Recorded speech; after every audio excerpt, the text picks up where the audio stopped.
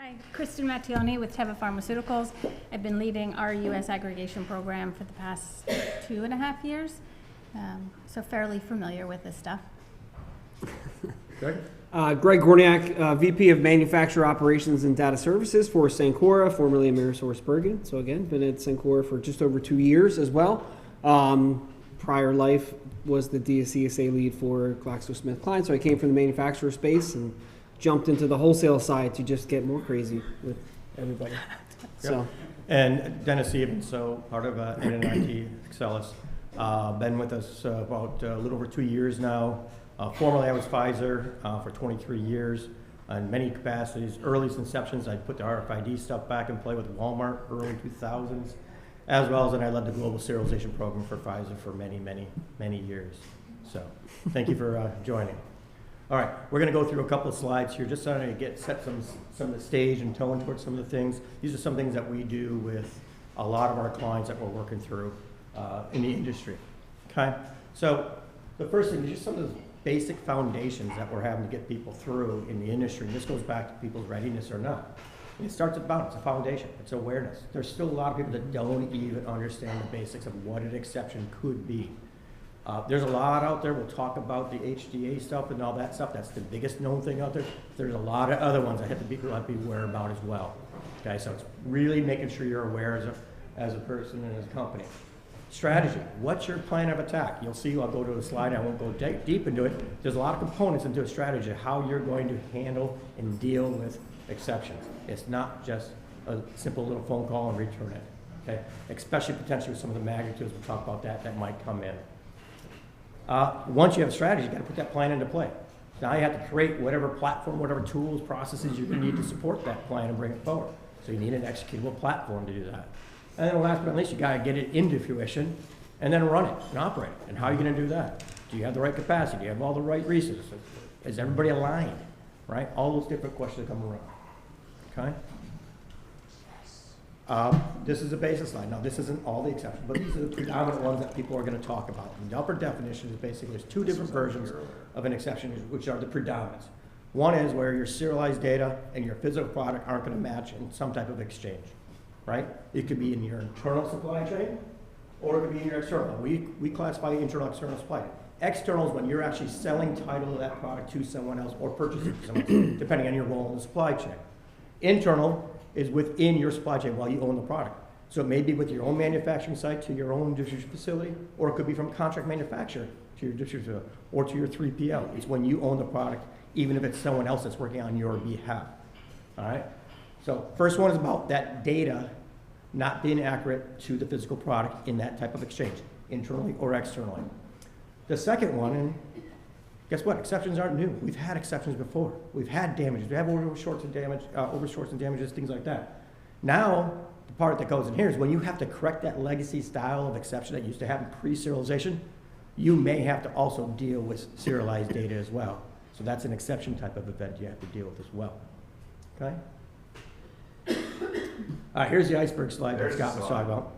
There's a couple things. So certainly the way Scott Turpison talks about it, yes, there's a lot more that people don't know about yet. But this thing also talks about the complexity and evolution of our exception handling within the industry. And what you see at the top, HJ did a great job, and all the folks in there, and not just the wholesaler, because it's really the total industry community that came together to work on it. About 2 years ago or so, they started out with their very first guidance on that, and about 6 months ago, they did the initial a revision of it, we'll say. Mm-hmm. And they're the ones that really monitored the core scenarios, or what they call them, where you see the data issues, product data, et cetera, right? That's really set the foundation. It was a great start off for the entire industry on dealing with exceptions. Mm-hmm. But it wasn't everything, right? That was really predominantly focused mainly at the manufacturer or sourcing location, sale to the wholesale community. GS1, Tracy and company, right? They brought it out. They're worried about standards EPCIS events across the entire industry, whether it's in your internal supply chain or not. So they then also play in helping broaden this out to all points of the supply chain. And then there's a lot more down below, the additional ones. There's other ones. We interpret exceptions as anything that's not following that happy path, right? Mm-hmm. Guess what? If I get a negative verification, now that's not exchanging T2 data or something like that. We are considering that it's an exception. And then you have to do something with that, right? There's other types of ones. that go in there that fall in. So you'll see, so it's building up the iceberg. There's a lot up there. Everybody's talking about the top of that iceberg. But people also have to be cognizant of that. And a lot of people are doing those other ones because a lot of them are internal to your supply chain. But have you really formalized it?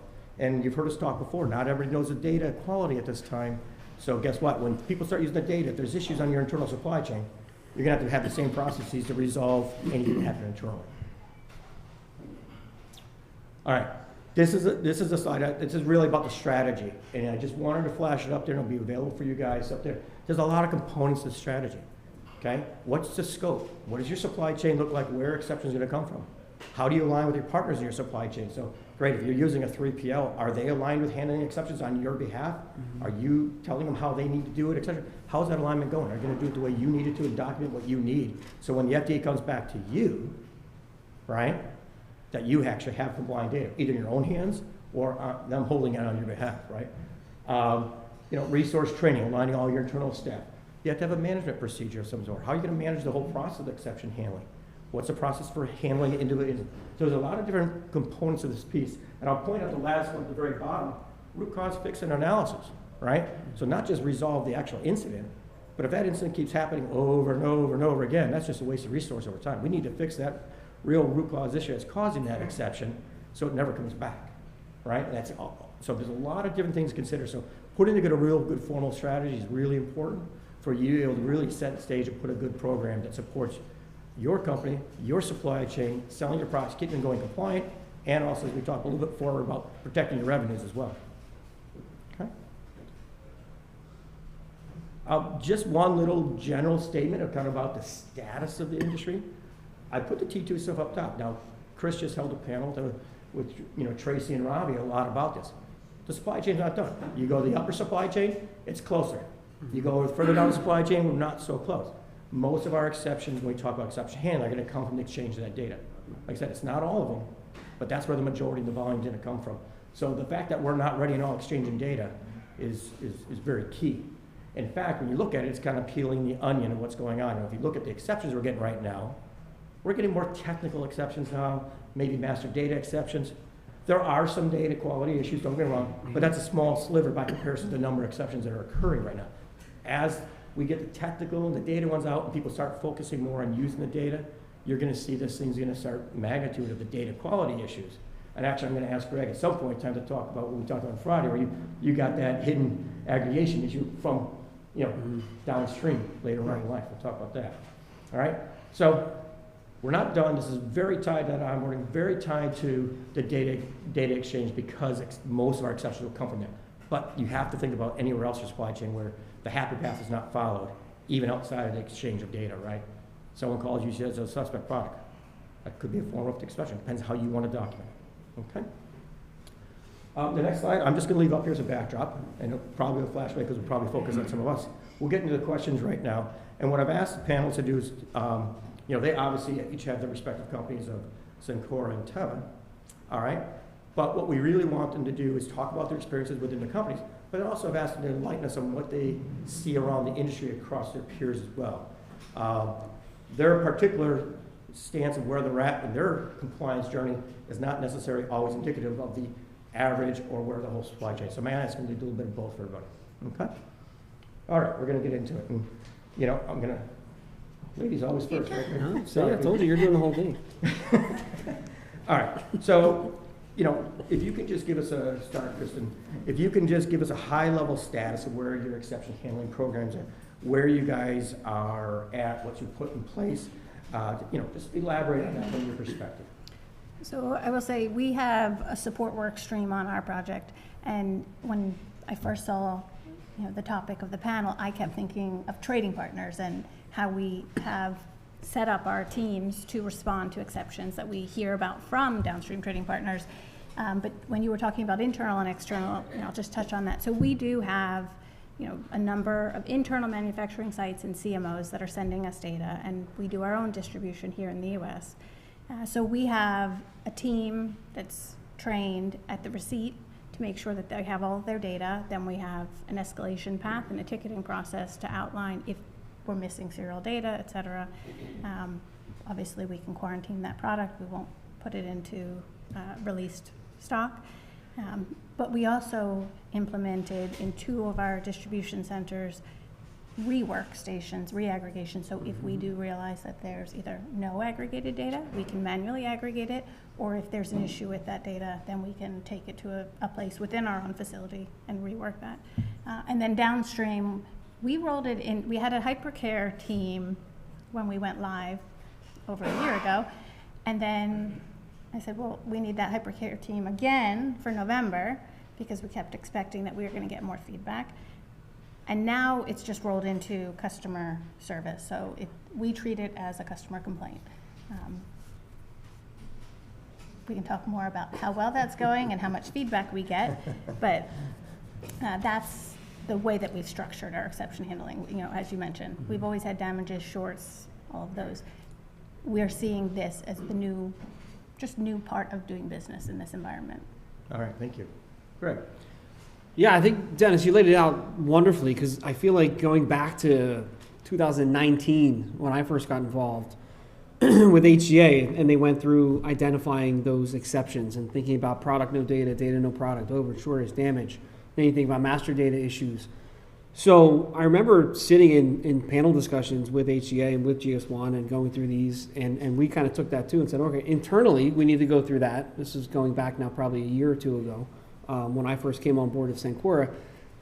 And the biggest piece looking at when you started this was that everyone's still on the happy path journey trying to get that finished, right? So you got to do happy path first, but then you get to the point where you're like, okay, the runway is ending.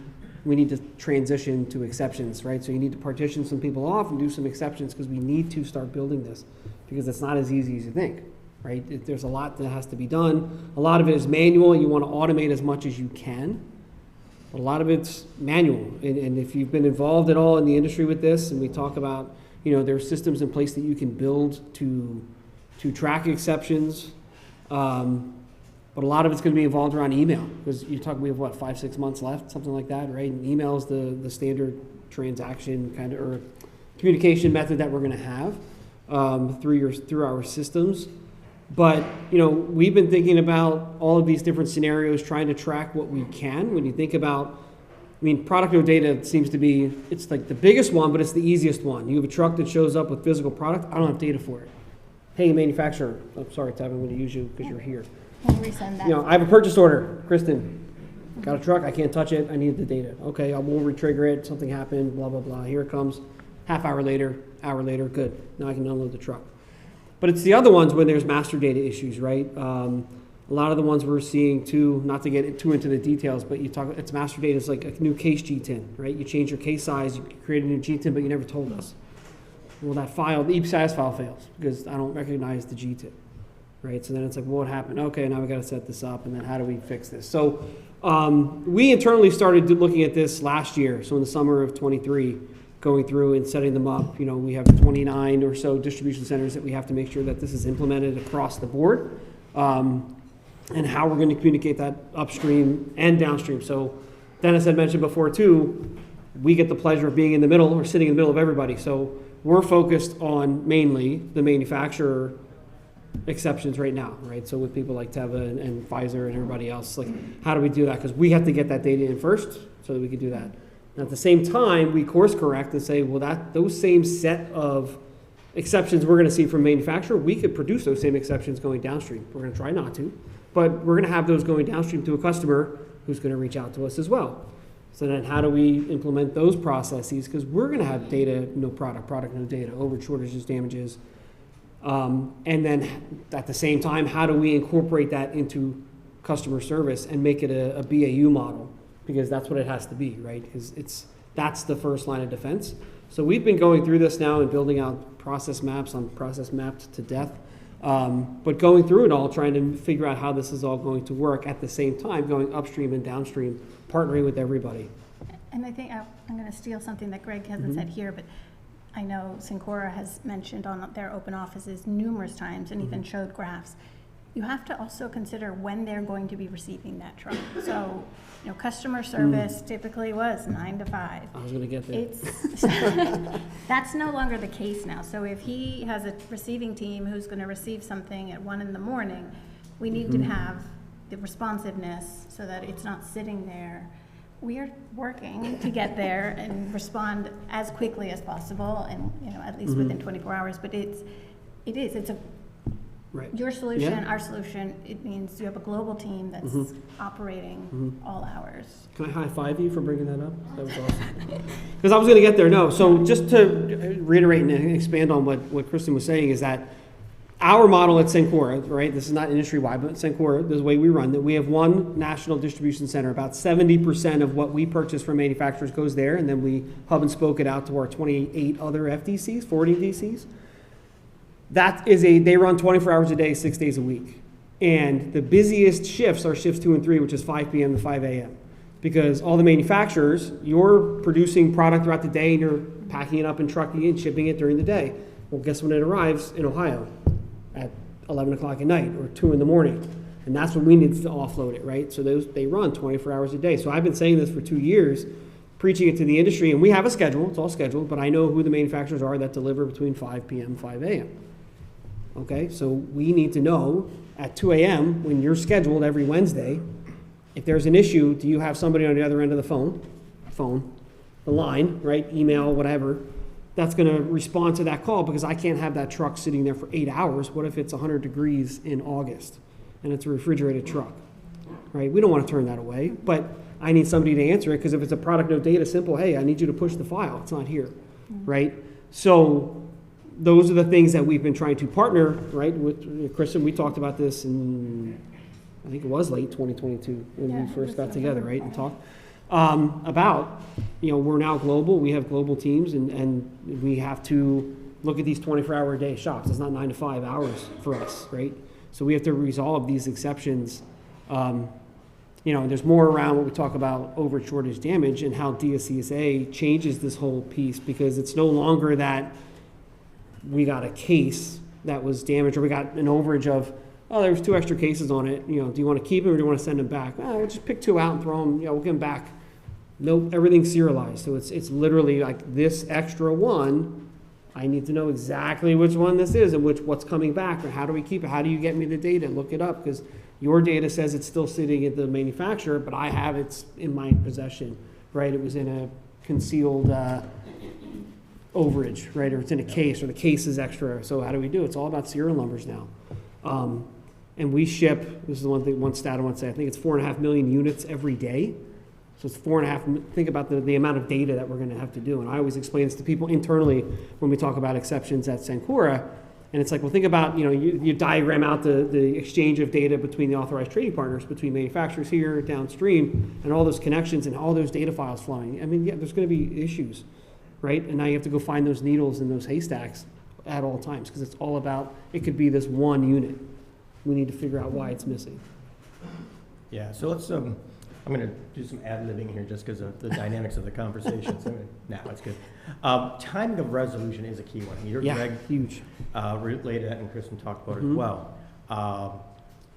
First of all, we all understand, if an exception's out there for 10 days, guess what? The FDA's already given us guidance. You must treat it as a suspect product at that point in time going forward. Okay? Even if it's not resolved yet, that's okay. But you have to start handling it that way. But the question is within there. These guys, as you heard Greg say, they have to keep moving the product. They don't have a place to store this inventory, all the above, right?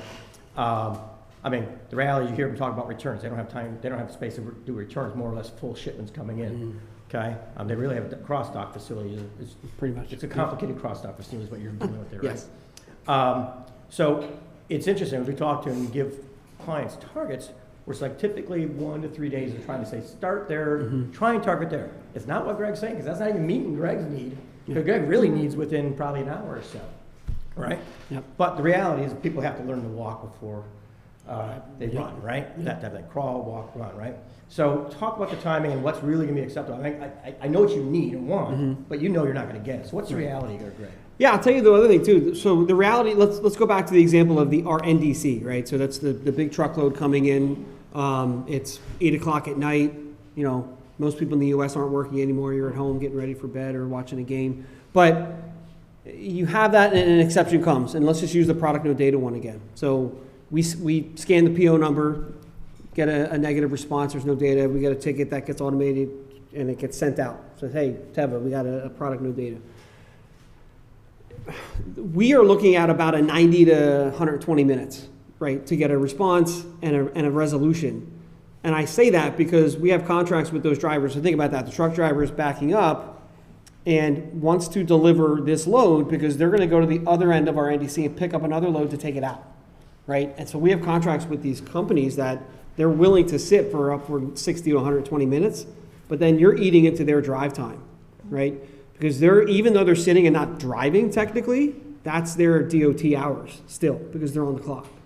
So you're holding them up. You're also holding up our process of getting product out the door over to one of our FDCs to restock, to send it to the dispensers.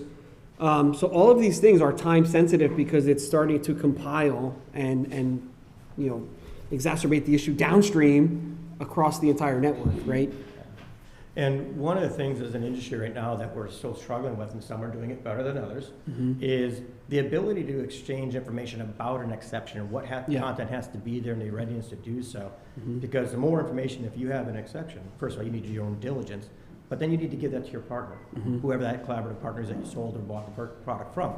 So maybe, Kristen, can you elaborate on that and what do you think from your perspective, and say your perspective first, and maybe what you think the greater industry is, the readiness of being able to try and hit such a target as Gregg is saying, or let's even say, is it even feasible to hit one day right now, and as an industry average, and I think I know my answer, but I want to hear what you think. So you mentioned standards, and I can say, not just at Teva, but other AAM members, I know some of them are in the room, that has been a huge problem, is that we're not getting the necessary data to then do the investigation to understand, what happened here, what's missing. And we've talked about that within AAM. We've also talked to the FDA about it, saying, hey, listen, the industry lacks some basic standards on what data is needed when you report an exception upstream. So that's one piece. I honestly don't know what that response time will be, because so far in the stabilization period, it's been really difficult. Because there is no enforcement discretion, the majority of the time, our customers aren't holding on to that product. We just recently, for the first time in over a year, actually got a complaint. We're able to say, which serial numbers do you have? They were able to provide us which serial numbers they have. Prior to that, we ask for the serial numbers, and they say, we don't have that anymore because we've sent it downstream. So I don't have any feedback on the response time because we haven't been able to practice. We need collaboration between all of our trading partners to really understand, okay, what happened here? How do we resolve it? And then, with each trading partner, they may have a different approach to resolving it. Do they want us to put it on a new SSEC, a virtual SSEC, and send it to them? Do they, we're still in really immature state of this stabilization period. No, I appreciate and we're sending so much volume. I mean, all of our shipments have 100% aggregated data. We have tons of volume that's going out, but we don't have enough feedback. No, and I appreciate because that was a really honest answer. If everybody didn't catch how honest Kristen just answered that.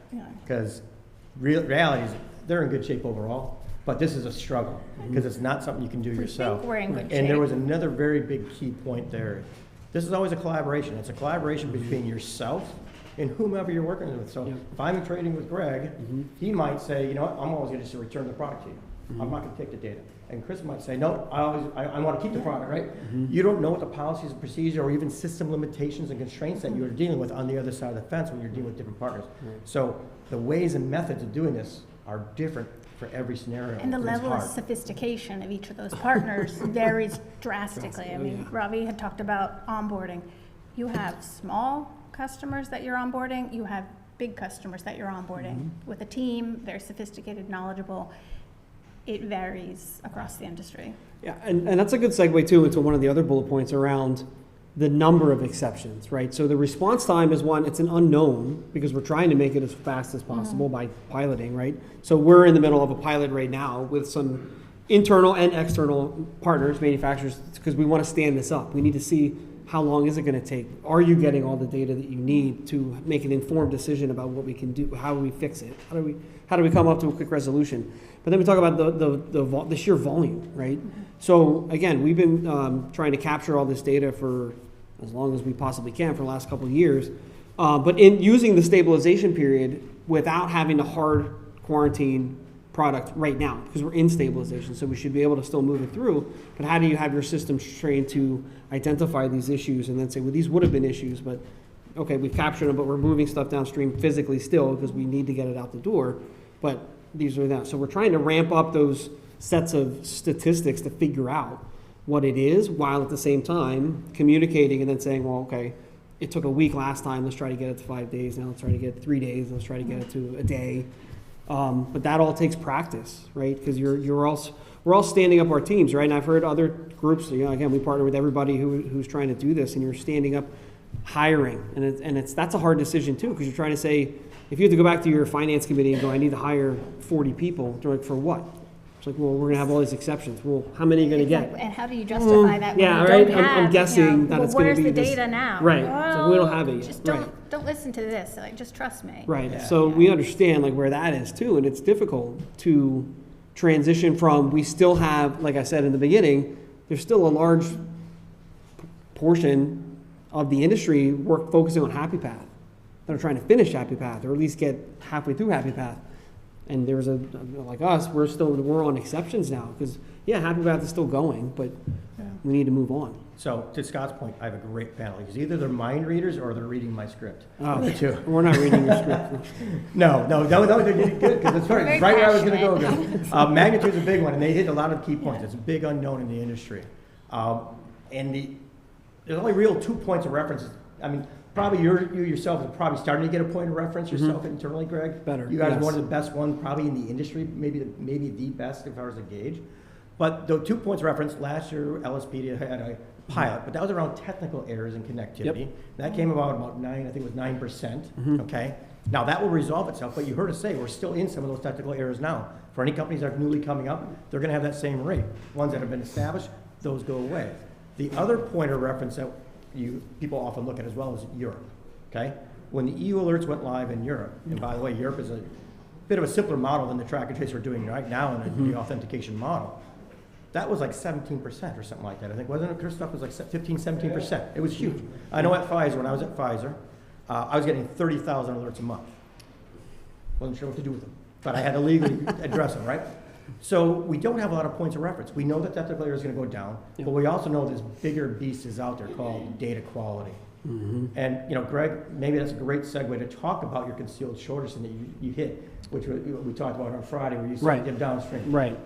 Yeah, I mean, not to get too deep into it, but I mean, there's examples, and we've talked about this within, if you read the HDA or the GS1 guidelines around like concealed exceptions, right? So it happens within a case, or, like when we are packing a tote, what if somebody elbows one off the table and it falls in? Well, it was never scanned. Now you get it, and nobody can figure out where this one came from. It's not in any data. Where did it happen? So the biggest thing we're talking about now, and what we're trying to, this latest one that we had was a manufacturer's production line, their aggregation and data quality equipment missed something, and there was a misaggregation where duplicate serial numbers were printed on on a set of bottles, but they were contained within the case. Now, it wasn't in the data. The EPCIS file was fine, but the bottles themselves had duplicates, right? So if they're sold as a case, you're not catching it because the EPCIS file matches. It's when you have to open those cases, scan the eaches, you go, why do I have 2 of these that have the same serial number? So it's only when you're doing the each level scan. And then it's like, well, suspect product, let's investigate this, what happened. So we investigated, it's fine, everything's, there was no data, there was no issue with the product itself, it was a labeling issue. But to look at that and you go, well, yeah, these things are going to happen. And this is where like not only the data quality, but the quality checks that you do on your line all the way down, from every manufacturer to the wholesalers to even the distributors who are scanning inbound or checking things inbound to make sure that you're doing those checks, right? We talked earlier about, there was a question about like dispensers, and right, the requirement on a dispenser is to, if you're not receiving the data, you have to have access to the data. So go to the portal and you're supposed to be verifying those serial numbers. So, if you want to go that route, that's fine. That makes you compliant, but it makes your job very manual, but you should be checking that data, right? And that should be in your SOP. Yeah. All right, let's move on. Maybe one point about that to make sure everybody understands clear. So what they got was an exception from someone they sold this full case to. So when the investigation came back into Gregg or whoever it was inside Cencora, it wasn't actually their issue. So they actually had to then contact where they bought it from. And God knows, maybe it was a contract manufacturer from the manufacturer that did. So, you know, that could stream us. So these could get very complex. And That's track and trace for you. By the way, the chance of actually resolving this within an hour, Yeah, not no, gonna it's- happen. Yep. Yeah, but we Yeah. haven't even gotten to that level of feedback. I mean, okay. All right, let's move on. We'll get there. So I know, hopefully we won't have too many of those scenarios. let's talk about data and or physical correction, because those are the two predominants are gonna happen, right? Either you're gonna fix the product, or you're gonna fix the data, or maybe a little bit of both, depending on your scenarios, right? You know, Kristen, talk about that and how you guys are pairing, and we talked a little bit about this before. You're always relying on your partner and what their policies and systems can or can't do. What complications are you seeing there? So we have strategies in place to resolve them, and we think that they will work just fine. But as I mentioned before, we haven't been able to practice all of these. But in one instance where, you know, we shipped product, but we did not ship the serial data, we had a plan in place because we thought, okay, we'll just resend that. The downstream trading partner said, no, you can't because it's going to fail on our system, so you need to pack it onto a virtual SSCC and ship it. And we did. We complied with that. But then there's the question of, you know, that SSCC never existed. You know, if the data is supposed to match the physical shipment, you know, is it a data integrity issue or not? You know, I'm assuming it's going to be the norm that we're going to create virtual SSCCs and send data. But Yeah.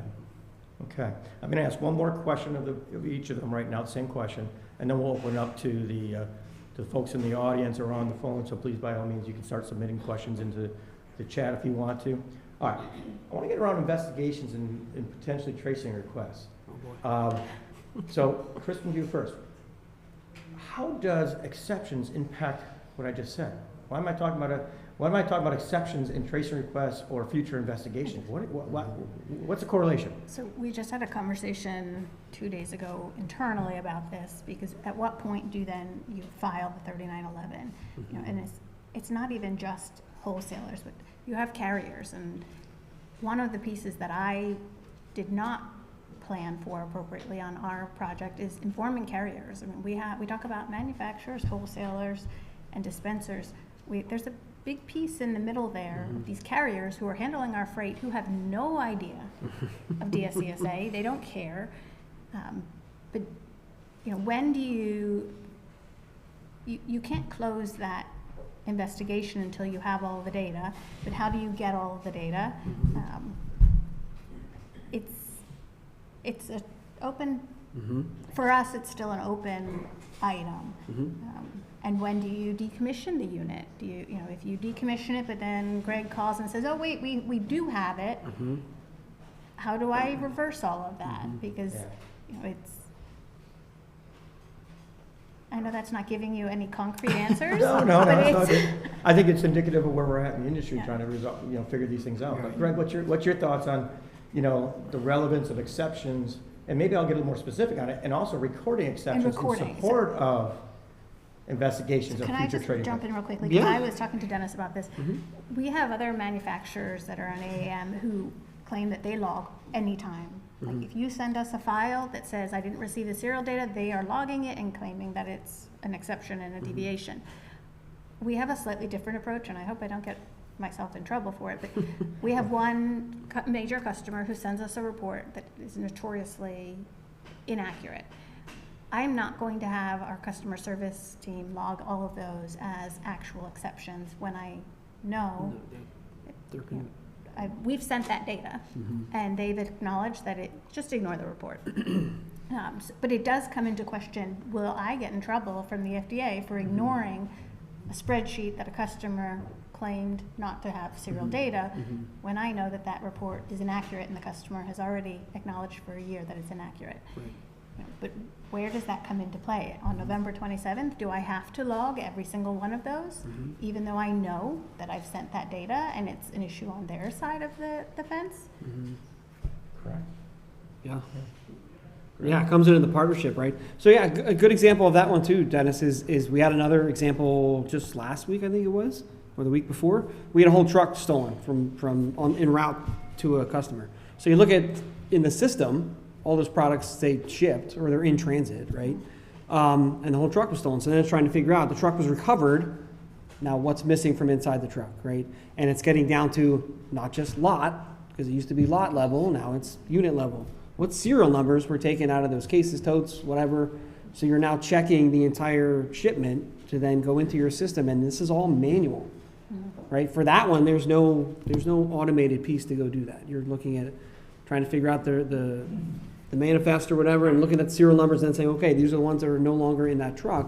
Those are the ones that are missing, so how do we flag those off? Because like you said, in a tracing request, somebody's going to trace that and go, or let's say, an agency's going to trace it, and your data needs to be up to snuff and says this is actually what happened. So we decommission them, or there is a disposition of stolen. They were stolen. We need to turn those off. We need to close those loops in the supply chain so that they don't come back as a saleable return, right? Because then your system's going to scan them and it's going to be like, yeah, it's good. It's a good product. Here's the serial number. It matches. The 4PI match. We need to figure out ways to close those loops. Yeah. The whole recording question is, to me, is a tolerance of risk that a company needs to make a decision on. All right, what level of risk do you want to have? Are you very conservative, or are you a little bit more, a little less? Right. And that's the question. That's kind of the question I'm posing here. That everyone's got to decide is, guess what? If there's a future investigation or tracing request, you might need the documented evidence from your exceptions to help answer that investigation or tracing request. So it's not this just nice thing to do, and I know you guys are thinking about how you really want to do it. That's really the question. It's a risk register that you as a company need to make, and that's across all this stuff, don't get me wrong, but certainly in exception handling and documenting this piece, right? Yep. Okay. There's a couple questions. So there, I'll read it verbatim, and then I'll let either one of you take it. Okay. Whoever wants to raise their hand first. This is probably going to go to you, Kristen, probably, to tell you the truth. So there appears to be a lot of overlap between verification requests and the occurrence of exceptions. The same people process data exists for each. Are we looking at integrating these two related functions, exceptions and verifications? So we have a different team for VRS than we do for exceptions. So sometimes they overlap, if it's a very technical question, exception, and we need to go back to more of a technical expert. But as I mentioned before, our exceptions, we are assuming that the majority, and I'm talking about downstream exceptions, not internal exceptions, but we see them as a customer complaint. So we house it in a customer service, then it can get escalated through a ticketing process and go to the necessary SME, but it's not necessarily the same team. Correct. And I would also add to that, again, think about Happy Path. There's nothing wrong with someone doing a verification request. It's actually part of the law. You heard Ava say it before. Anybody in supply chain is allowed to do a verification request. The only time that's a problem doing a verification request is when it comes back negative. So in essence, the VRS process can spawn out exceptions. So successive ones are successive ones, unless for some reason you see a lot of activity where Greg keeps hitting my database day in, day out, trying to get serial numbers for counterfeit manufacturers, something like that, right? There could be some analysis stuff you may want to do as far as your VRS hits that you get in locations, or you get a hit in Florida and say California for the same product on the same day. Right. Probably not going to happen very easily, right? So that's going to be my side hustle, Dennis. That's what I'm going to do. Any questions or pinging your database? I'm sorry, I feel like I'm hiding behind the pole back here, so I'm sorry. But so can I just circle back around to that example that you just gave about where you know that you sent the data, but the customer, whoever was on the receiving side, said that they didn't. How do you know that you sent the data? Because this is one of the things we've talked about back in our shop. Like you have a 997 when you send out EDI and an ASM, but nothing similar on the DSCSA. So we're monitoring that, but we have TraceLink. And so I can go into TraceLink and see, did that actually send? And as I think Ravi brought it up, so far, all of our downstream trading partners, when we onboard them, we're doing performance qualifications and testing with them. So we know in the test environment, everything is copacetic. But you don't necessarily know that when they move to production, your customer, they're setting it up properly. So I know from my end, I've sent it through TraceLink, and TraceLink has attempted to send it to them. But on the other side of the fence, I don't know with 100% certainty that every single one of my downstream trading partners is configured properly. I know some of them are because we're getting feedback, but not nearly enough feedback. For us, so we use SAP, and there's an MDN, so it's a read receipt basically. So in EPCIS, we can go into SAP and see was an MDN received. So when we send it to TraceLink, I'll just use an example. I'll say you're a dispenser. When we send it to Kristen as a dispenser, I can see if there's an MDN, and the MDN comes back from TraceLink. So I know it's you read the file, you got it, and it's sending me back the MDN. So I know it's a read receipt that says you received the file. And TraceLink has similar notification. It's, you can set it up to say yes that they've received it, but not all customers have it set up. Right. So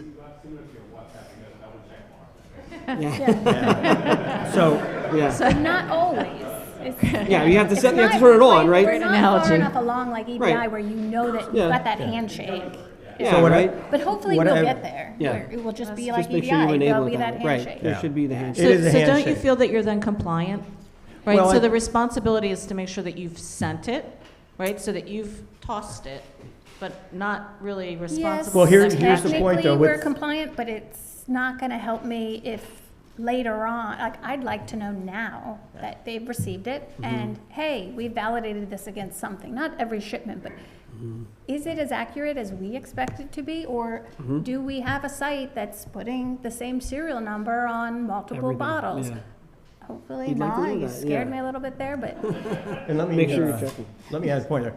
So part of it should be proactive monitoring on say, each individual in this supply chain's part. So Greg needs to be monitoring SAP. Did I get that read receipt when he sent that out there? If I don't get that read receipt within my normal time, whatever it would be, we'll just say, let's just say it usually comes back in an hour. I'm not saying it always does. If you don't see it within an hour, or maybe you put a threshold of 5 hours, whatever it is, it's on you to say, hey, I'm expecting that. So you should have ways to monitor. And then secondly, the receiving side too. They should be looking for these things. The truck gets there. Right. But I would say ultimately, if you get to the point that you talked about there where, I said I sent it to you, but you didn't get it, it's on the onus of both of us. And I guarantee you the FDA is going to come back to both of us and say, you guys need to figure this out. Yeah. And I'll throw one other thing in there. So earlier in our process, I said we use TraceLink. There was a direct purchase bug with TraceLink. So I don't know that we touched on it, but it's not just manufacturers and wholesalers. You have other people and service providers who are involved here. And so I can use AB Cencora as an example. We were sending it to them, and we would get, thankfully, a file back that says we didn't receive this.